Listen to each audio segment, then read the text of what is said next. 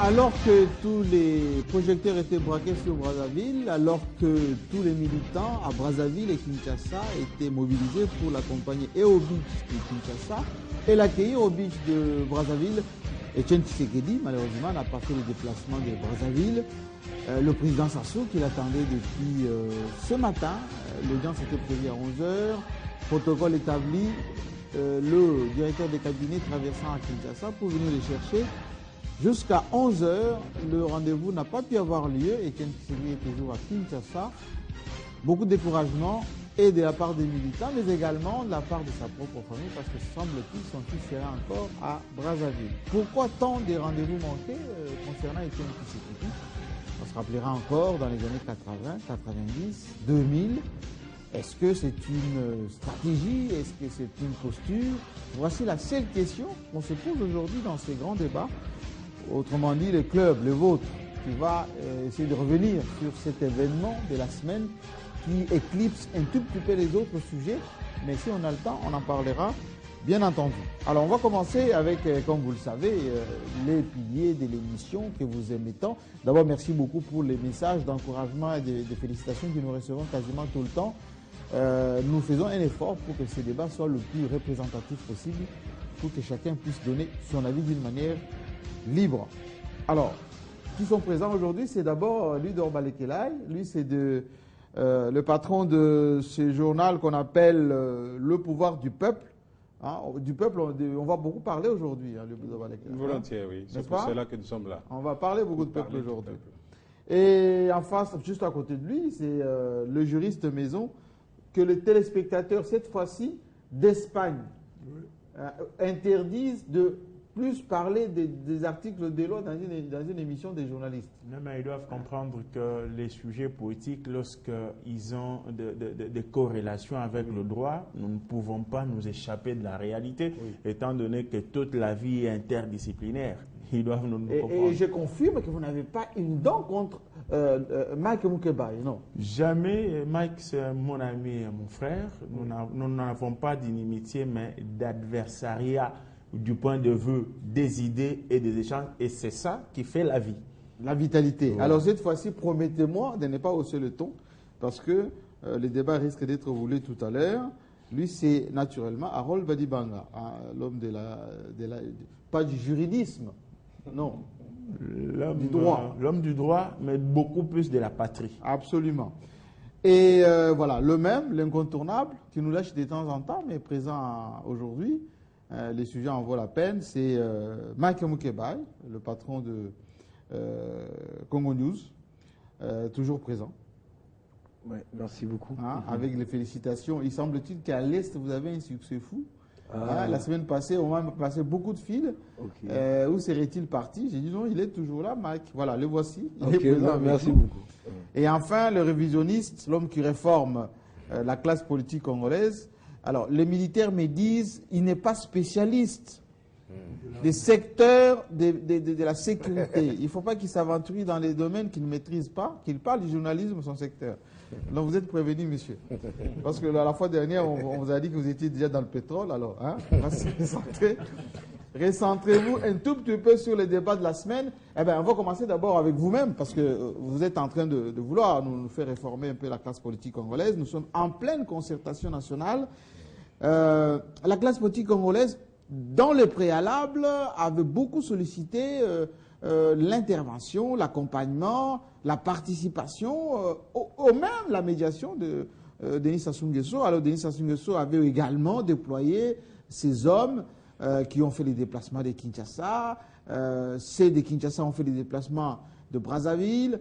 Laurent Mosengo est parti, Kengo Wadondo, Vital Kamere, quasiment tout le monde. Le chef de l'État lui-même a fait 2 ou 3 déplacements à Brazzaville. Et in fine, le rendez-vous était prévu ce samedi, consenti et réservé par Etienne Tshisekedi auprès de Denis Sassou Nguesso, qui était à Djambala, à l'intérieur du Congo, où il a fêté le 53e année de l'anniversaire de l'indépendance du Congo. Il est revenu expressément à Brazzaville hier pour accueillir aujourd'hui, samedi, Etienne Tshisekedi. Jusqu'à ce matin, tout le monde attendait les déplacements, le bateau était déplacé. Qu'est-ce qui s'est passé, vous qui maîtrisez un peu les méandres de l'IMT? En fait, Tshisekedi est revenu toujours à la raison, évidemment, tout en gardant sa position du départ, où il s'est dit, c'est moi qui étais élu. Je suis le président de la République, jusqu'à prêter serment, n'est-ce pas, chez lui. En fait, Tshisekedi ne veut pas se dissocier entre l'idéal qu'il poursuit et ce qu'il a promis, n'est-ce pas, son Non, peuple. parlons d'abord de principes. Les principes, c'est que lorsque vous avez pris un rendez-vous, d'autant plus avec un chef d'État, vous avez envoyé vos lieutenants, rappelons que son directeur des cabinets était à Brazzaville, son fils, Christian, est à Brazzaville, beaucoup de ses militants, Sami Badi Banguete a annoncé du voyage. Donc, c'est un programme établi, convenu, les dispositifs étaient dégagés. Parlons d'abord du principe. Oui, par rapport au principe, je crois que ça a surpris tout le monde, même son cabinet était surpris, toutes les dispositions étaient mises en place. À la dernière minute, le leader a refusé, il dit « je ne pars pas ». Jusque-là, l'IDPS n'a pas encore communiqué qui annonce le pourquoi. Mais en fait, nous nous servons d'un des communiqués déjà à son temps, lorsque le chef de l'État avait signé, avait initié, n'est-ce pas, la convocation du Forum national. L'IDPS avait réagi pour dire que ça, nous ne prendrons pas part, n'est-ce pas, à ces forums.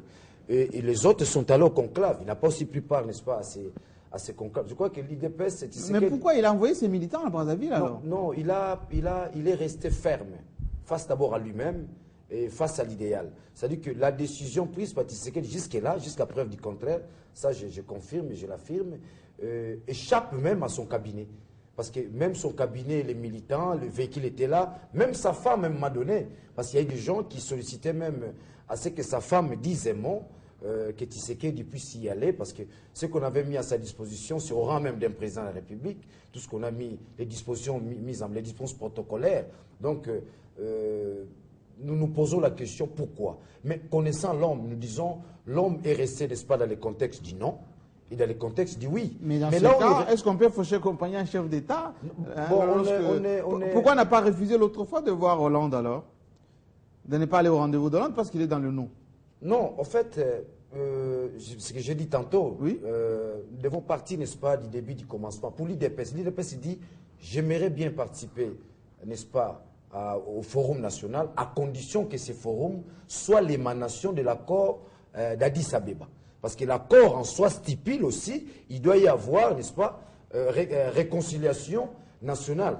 L'accord prévoit. Pour Tshisekedi, il trouve que ni Sassou Nguesso, ni, n'est-ce pas, l'ordonnance qui convoque, n'est-ce pas, les concertations nationales, ne constitue pas l'émanation. Donc personne n'a d'importance pour lui. Même Sassou Nguesso n'est pas l'émanation de l'accord d'Addis Abeba. Mais alors pourquoi ces militants sont partis là-bas? Non, c'est-à-dire que c'est un problème de formation. Ils sont partis d'eux-mêmes? C'est un problème de formation. En fait, tous les militants étaient, évidemment, c'est le souhait de nous tous. Nous tous, nous souhaitons qu'il y ait... Non, son directeur de cabinet, il travaille quand même avec lui. C'est le souhait de nous tous. Nous souhaiterions qu'il y ait concertation nationale, pour que nous puissions aboutir à la cohésion nationale. Mais Tshisekedi trouve que pour que nous ayons concertation, pour qu'il y ait cohésion nationale, nous devons partir, n'est-ce pas, des accords d'Addis Abeba. Parce que c'est cet accord qui stipule... Qu'il en parle quand même déjà il en a parlé aux interlocuteurs. Avant, au lendemain, n'est-ce pas, de... C'est à ce niveau-là que nous nous voyons. Signalons par ailleurs qu'il avait reçu quand même les émissaires de Sassou Nguesso, dont Abbas et même Jean-François, enfin plutôt Jean-Dominique Okemba, qui a dépêché des gens ici. Alors, voyons d'abord sur le principe, Ludo Balekelai. Lorsque vous êtes un homme politique et vous prenez rendez-vous avec un chef d'État qui déploie les protocoles, qui vous envoie des émissaires, y compris les moyens de transport, jusqu'à la dernière minute, aucune nouvelle, comment ça peut s'interpréter?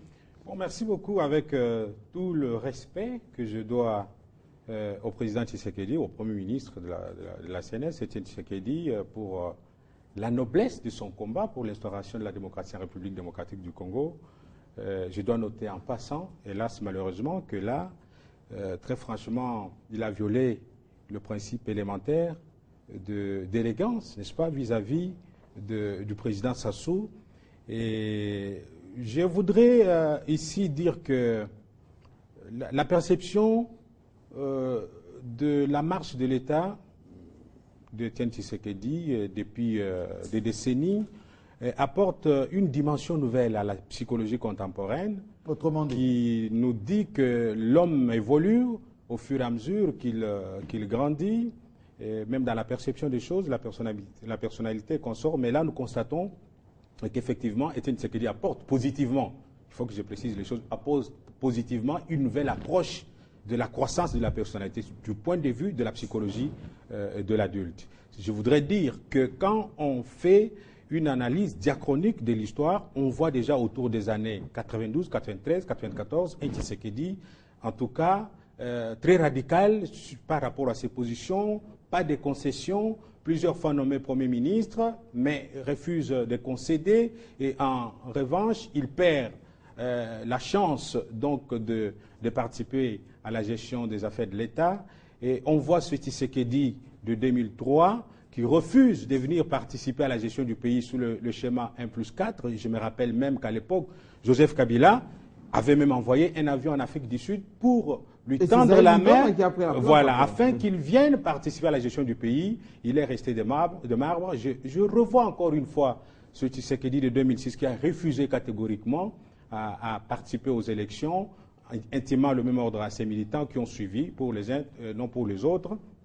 Je revois ce Tshisekedi en 2011, 2013, qui refuse également la main tendue de Kabila à travers Sassou Nguesso pour venir participer à la décrispation de la situation politique en République démocratique du Congo. C'est la constance ou c'est le refus de la démocratie? Constance, oui, c'est vrai, il faut constater dans les faits, c'est la constance, mais est-ce que c'est une constance positive ou négative? J'aimerais vite dire qu'il s'agit d'une constance négative parce que là, on voit que face à la vie de la nation en danger, Étienne Tshisekedi ne veut pas apporter sa contribution, bien entendu, à la solution par rapport à la situation globale du pays qui n'est pas très bonne du point de vue de la sécurité, et même dans d'autres secteurs de la vie nationale, ce qui n'est pas une très bonne chose. C'est encore une fois une frustration vis-à-vis de ses propres militants. Pour la plupart, ils le disent tout bas. Et parce que nous parlons... Alors, ceux qui nous suivent, je vais faire tourner un peu la parole. J'achève l'idée, comme ça vous... Je vous en prie. Oui, merci bien. Alors donc, je disais que c'est une frustration, et pour les militants, et pour les milliers de Congolais qui aimeraient bien voir Étienne Tshisekedi, avant de quitter cette terre des hommes, participer à la gestion du pays. Et même s'il a des revendications légitimes, mais ici, il s'agit de sauver la nation, la patrie en danger, les concertations s'avèrent pour moi un cadre légitime pour exprimer ses revendications, les faire valoir, même s'il n'est pas d'accord, mais ne fût-ce que par courtoisie, il pouvait aller répondre au président Sassou. Peut-être qu'il a une raison légitime que sa communication pourra mettre à la disposition du public, nous l'estimons très bien, mais s'il n'y a pas d'explication à ça, je crois que c'est une frustration. Parce qu'aujourd'hui, je vais même dans son propre milieu d'origine, aujourd'hui, quand vous regardez dans la ville de Kinshasa, 90% des jeunes gens qu'on appelle les motards qui vivent de taxi-moto, la plupart viennent du centre du pays, des deux Kasaï. C'est parce que ce sont des espérances déçues qui avaient longtemps cru au bonheur qu'apporterait le diamant du sous-sol kassaïen, mais qui, hélas, aujourd'hui, constate que le diamant ne pouvait pas faire le bonheur du Kasaï. Ce sont des jeunes dont les espérances ont été déçues en comptant sur un leader, hein, n'est-ce pas, qui... Ils ne sont pas tous tshisekidistes. Tout à fait. Merci pour la nuance. Aujourd'hui, on constate qu'il campe sur ses positions à telle enseigne que... on risque un jour d'apprendre qu'il n'est plus, on ne le souhaite pas, sans qu'il ait laissé une seule avenue asphaltée, ni à Kabeya-Kamanga, son territoire d'origine, ni dans la ville de Mbuji-Mayi, encore moins une université, au moins construite sous son règne, comme, n'est-ce pas, membre du gouvernement participant à la gestion de la vie. Merci beaucoup. Donc, ce sont des frustrations, merci bien. Ce n'est pas une très bonne chose. Mike Mukeba, les suspens a été, on va dire, un peu de haut vol, là, jusqu'à quasiment 11 heures. Beaucoup de déplacements. Tonton Abbas, le conseiller privé du président Sassou, a fait plusieurs déplacements à Kinshasa. Albert Moleka aussi. Le fils Tshisekedi est à Brazzaville. Beaucoup de militants. Alors, quelle est la lecture qu'on puisse faire de la situation? Mais j'aimerais dire deux choses. D'abord, ce sont des faits. Il faut rétablir les faits. Oui. Le pouvoir n'avait jamais envoyé d'avion à Tshisekedi en Afrique du Sud. Je connais l'histoire, la rencontre... Pendant la transition? Oui, c'est une histoire montée. Je peux la compter, ça va nous prendre du temps. Non, on Moulunda, mais j'ai dit...